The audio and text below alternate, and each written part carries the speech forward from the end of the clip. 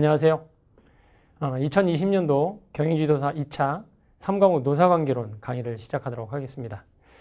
저는 송치경 노무사라고 합니다. 반갑습니다. 오늘은 이제 첫째 시간으로 경영지도사 2차 강의에 대해서 2차 강의 중에 3과목 노사관계론에 대한 전반적인 내용을 좀 말씀을 드리고 저희 강의가 어떻게 진행될 것인지 또 여러분들이 2차 과목을 공부하시면서 어떤 부분에 좀 신경을 쓰셔야 될지에 대해서 좀 말씀드리는 시간을 갖도록 하겠습니다. 이 경영지도사 2차 시험은 크게 영역을 나눠서 이제 진행을 하는데 저희는 이제 인적자원 관리와 관련되는 영역을 시험을 준비하시게 될 거고 저는 그 중에서 이제 노사관계론 파트를 맡고 있습니다. 그래서 이 노사관계론의 특징들 그리고 수험 경향들에 대해서 여러분들이 좀 신경을 쓰시면서 앞으로의 강의를 좀 보시면 되겠습니다. 첫째 시간으로 전반적인 이제 수험 방향과 저희 교재를 중심으로 해서 어떻게 강의가 진행될지를 말씀을 드리려고 하는데요. 일단 수험 방향과 관련해서는 일단 노사관계론이 갖는 특징들 이런 부분에 대해서 좀 말씀을 드리고 시작을 하도록 하겠습니다. 이 노사관계론이라는 과목은 저희 인적자원 관리에서 크게 세 과목이 있지 않습니까? 인사관리와 조직행동론, 노사관계론 이 세 과목인데 이 세 과목 중에 여러 가지 중첩적인 특성들을 가지고 있습니다. 크게 이 영역들을 한번 살펴보면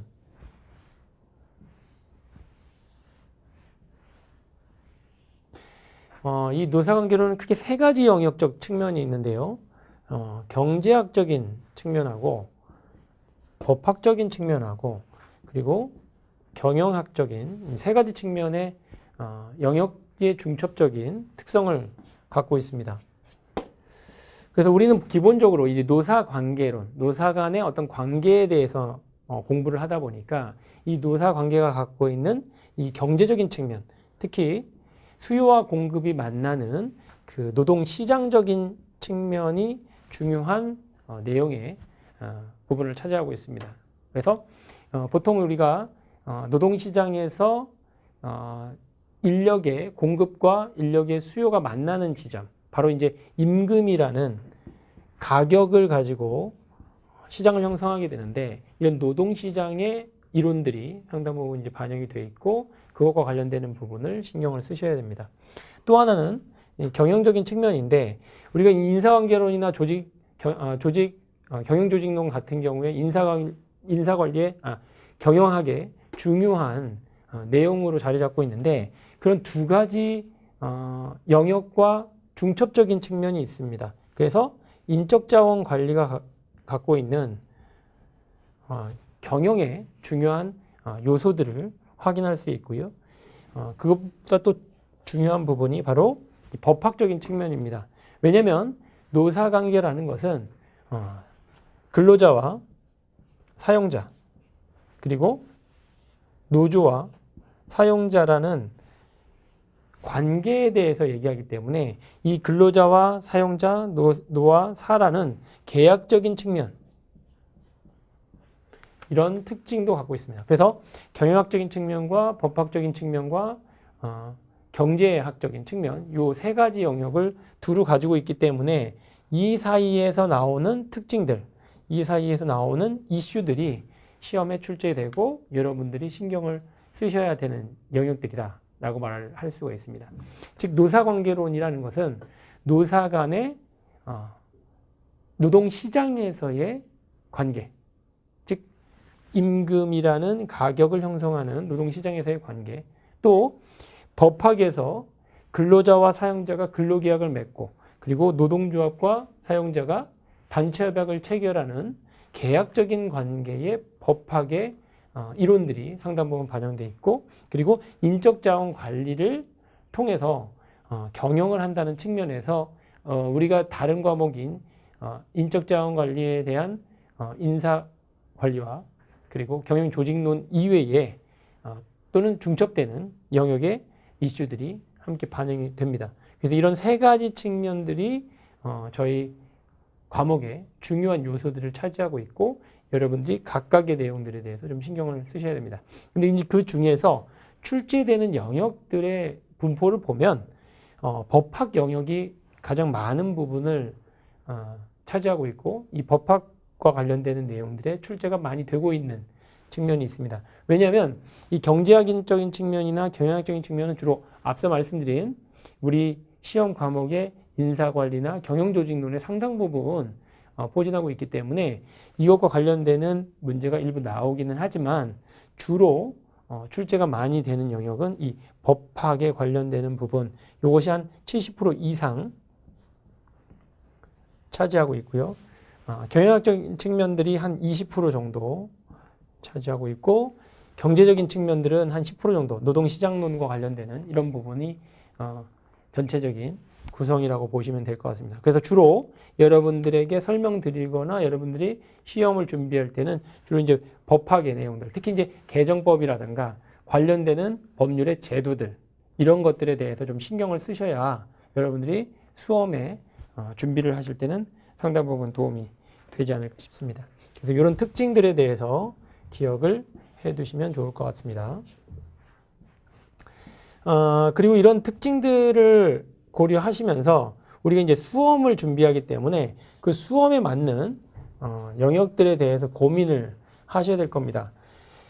수험이라는 것은 우리 이론 공부를 하거나 학문적인 측면에서의 공부를 하는 것이 아니라 시험에서 좋은 점수를 맞는 것을 목표로 하기 때문에 그 좋은 점수를 맞기 위해서 어떤 부분에 신경을 써야 될 것인가, 그런 부분을 우리가 고민을 해야 되는데요. 첫 번째는 노사관계론의 어떤 특징적인 측면, 이걸 봤다면 두 번째는 학습적인 측면에 대해서 좀 얘기를 드려야 될 것 같습니다.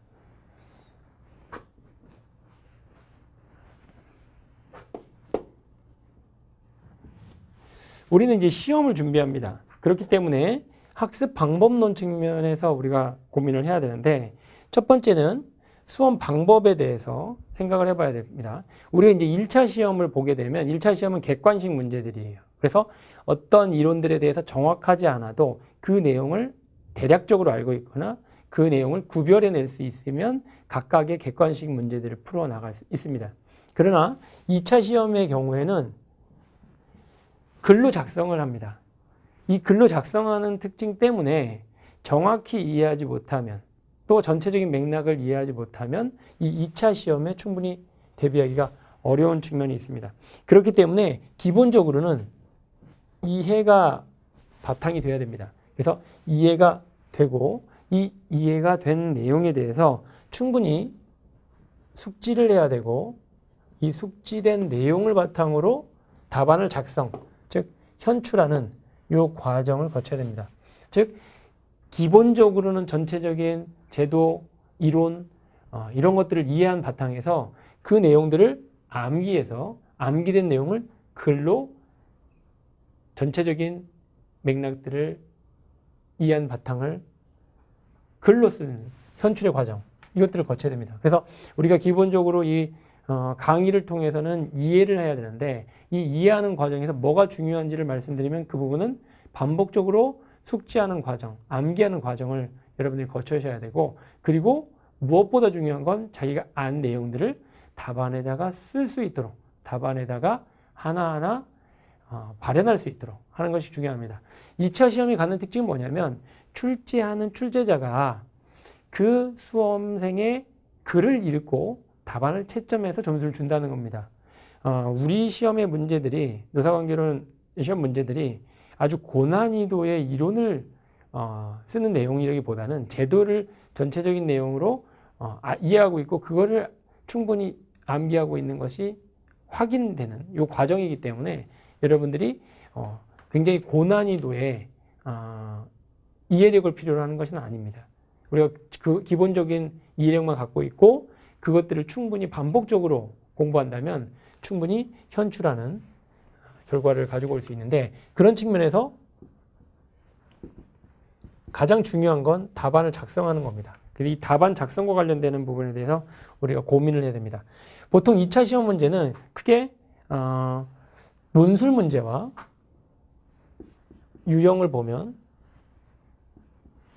논술 문제와 약술 문제 이렇게 나눠서 구별을 할 수 있는데, 보통 논술 문제가 30점 배점으로 2문, 2문제 나오고요. 그리고 약술 문제가 10점 배점으로 네 문제가 나옵니다.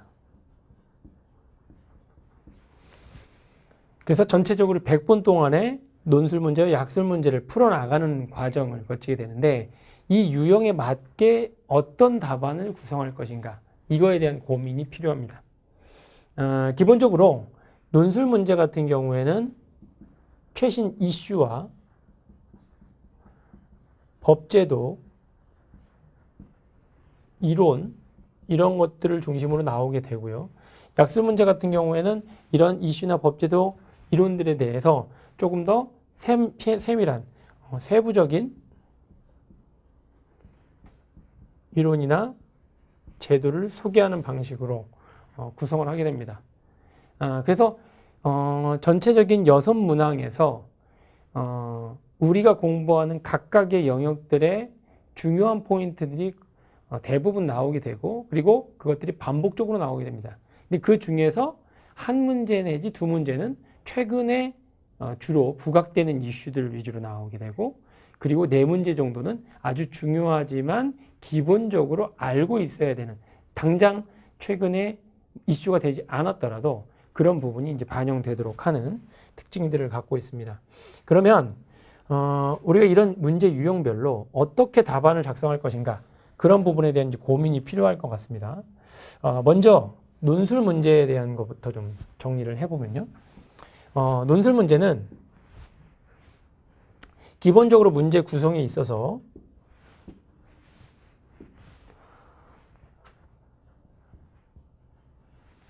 서문을 쓰게 됩니다.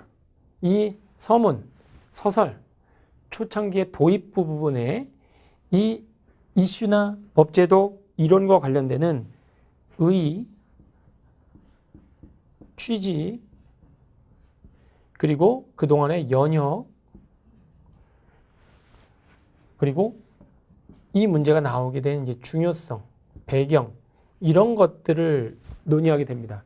그래서 이 도입부 부분에 충분히 내가 이해한 것들이 반영될 수 있도록 쓰는 것. 그리고 출제자가 의도한 것이 무엇인지 내가 알고 있다는 그 부분에 대한 포인트를 짚어주는 것. 그리고 채점하는 사람 입장에서 좋은 인상을 주는 것. 이게 굉장히 중요한 의미를 갖게 돼요. 그리고 이걸 바탕으로 해서 구체적인 이제 본론을 작성하게 되는데 이 본론에서는 각각의 제도에 대한 제도를 설명하는 내용들로 채워지는데 이 제도 설명은 주로 법학이나 경제, 경영학의 제도가 갖고 있는 요건, 절차 등에 대한 설명을 하게 됩니다. 구체적인 내용들은 이 본문에서 다 언급이 되겠죠. 그래서 이 부분을 충실히 작성하는 게 굉장히 중요한데 그 부분을 어떻게 구성할 거냐? 목차로 세분화하고 문단으로 강약을 조절하는 거. 그게 굉장히 중요한 부분입니다. 그래서 이제 뒤에 저희가 이제 답안을 작성할 때 어떤 부분이 맥락을 갖고 있고 그 맥락에 따라서 목차와 문단으로 구별되는지를 이해하는 거. 이게 내용을 이해하는 것 못지않게 중요한 부분을 차지합니다. 그런 부분에 대해서 좀 신경을 쓰셔야 될 것 같아요. 그래서 이런 내용을 정리하면 마지막으로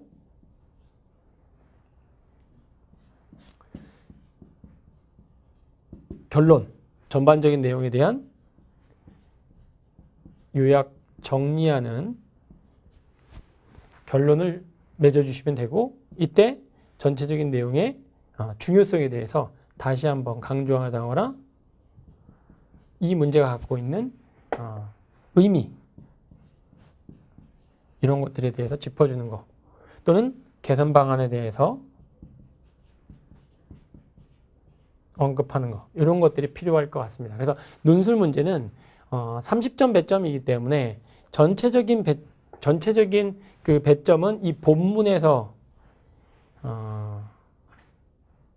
득점을 할 수 있긴 하지만 기본적으로는 서설을 잘 써주는 것도 또 중요합니다. 이 결론은 요약하는 측면이 강하기 때문에 반드시 이 부분에 너무 많은 시간을 할애할 필요는 없습니다.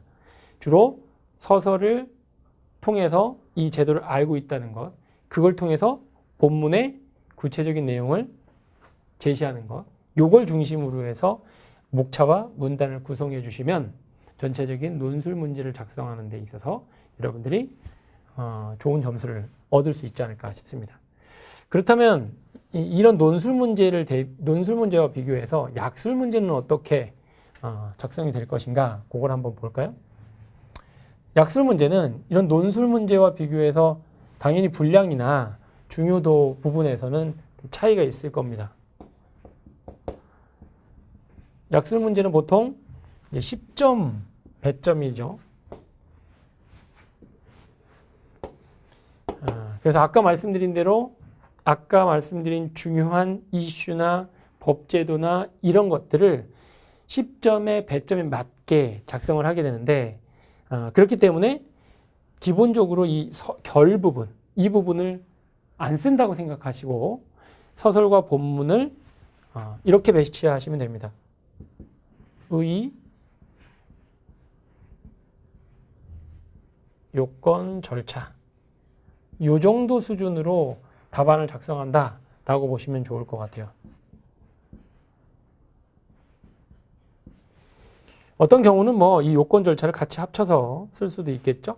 그래서 서설, 본문, 결론 이렇게 큰 틀에서의 30점 배점을 얻기 위한 답안을 작성한다면, 약술은 이 내용을 요약 정리하거나 간략하게 소개하는 정도 수준에서 분량 조절을 하시고 주로 의의와 요건에 해당되는 내용들, 취지, 그리고 구체적인 내용을 현출하는 방식, 그래서 이런 식으로 구성을 해주시면 약술 문제에 대한 대비가 되지 않을까 싶습니다. 그래서 최근에 이제 나온 기출 문제들도 보면 이런 틀에 맞춰서 여러분들이 구성을 할 수 있고, 저희 교재에서도 그런 내용들을 자세하게 언급을 하고 있습니다. 그래서 이런 기본적인 내용 바탕으로 해서 저희 교재를 한번 좀 살펴보도록 할게요. 아마 교재 다 갖고 계실 텐데요. 먼저 이제 첫 페이지를 피시면 자격시험 안내가 쭉 설명이 되어 있을 겁니다. 이 내용 잘 읽어보시면 될 것 같고, 넘기시면 기출문제 분석들이 쭉 나올 겁니다. 자격시험 안내 그 두 번째 장을 보시면 노사관계론 기출문제들을 살펴볼 수가 있을 겁니다. 그래서 2019년까지 34회 시험까지 기출문제들이 쭉 나오는데요. 저희 교재에서도 이 기출문제들에 대해서 정리를 해놓은 내용이 있습니다. 2009년부터 2019년까지 10년간 기출문제를 쭉 정리했는데, 여러분들이 이 기출문제를 쭉 보시고 이 내용을 확인하기 전에 먼저 이론에 대한 공부를 하실 필요가 있을 것 같습니다. 그래서 제가 우리 교재를 보시면 제 3과목 3과목 페이지가 495페이지부터 시작을 합니다. 495페이지의 첫 번째 파트 1이 기출문제 분석이 나오고,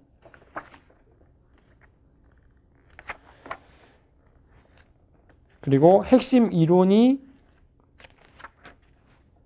548페이지부터 나옵니다.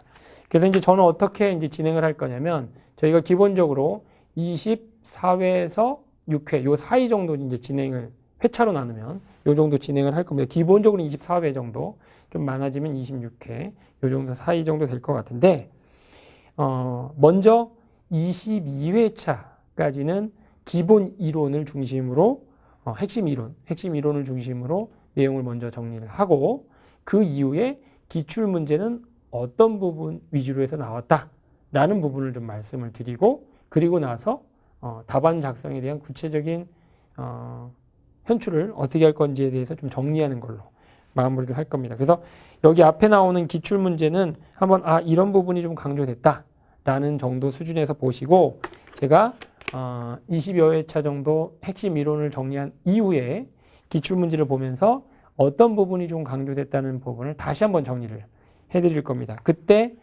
기출 문제의 경향, 이런 것들을 살펴보게 될 것 같고요. 그래서 오늘부터는 요번 첫 번째 시간 이후부터는 핵심 이론의 내용들 위주로 말씀드리는 것으로 하겠습니다. 그래서 여러분들은 먼저 이 이해를 위해서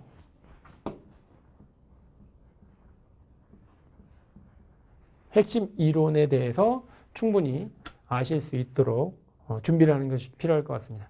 이 노사관계론은 어떻게 보면 여러분들이 직장 생활을 하셨거나 사회 생활을 하시면서 이미 알고 있는 내용들도 있을 겁니다. 아까 법학적인 측면에서 말씀드렸는데 우리는 사회 생활을 하기 위해서 회사에 들어가게 되고 또는 기업을 경영하게 되고 그러면서 근로자와 사용자가 만나는 관계, 즉 근로계약 관계를 경험을 하는 경우 또는 주변에서 충분히 관찰하는 경우들이 있습니다. 그래서 이런 내용들은 생소하지 않게 여러분들이 이해할 수 있지만 이것을 우리가 기본적으로 사회생활을 하면서 알고 있는 상식으로 접근하는 것이 아니라 법적인 측면, 그리고 제도적인 측면, 그리고 노동시장에서 이러한 내용들이 어떻게 적용되는지, 또 경영학적 측면에서 인적자원 관리에 대해서 이 노사관계론은 어떻게 강조하고 있는지 이런 부분에 대한 핵심 이론을 살펴볼 겁니다. 그래서 이 핵심 이론을 정리하게 되면 이걸 통해서 전체적인 내용을 반복적으로 봐야 될 중요도를 확인하고 이게 이제 기출에 해당되겠죠. 기출. 이론을 파악해서 기출이 어떻게 출제되는지 기출의 경향을 파악하고 이 경향을 바탕으로 현출하는 것, 답안을 작성하는 것. 이게 최종적인 목표가 되어야 될 겁니다. 그래서 여러분들은 요 이해, 암기, 현출, 이론, 기출, 경향, 그리고 답안의 작성 이런 과정을 저희 노사관계론 교육 강의를 통해서 여러분들이 목표를 달성하시면 되고 이걸 통해서 올해 좋은 결과를 얻어내시기를 바라고 그걸 통해서 경영지도사를 취득할 수 있도록 경영지도사 합격할 수 있도록 여러분들이 준비를 해주시면 될 것 같습니다.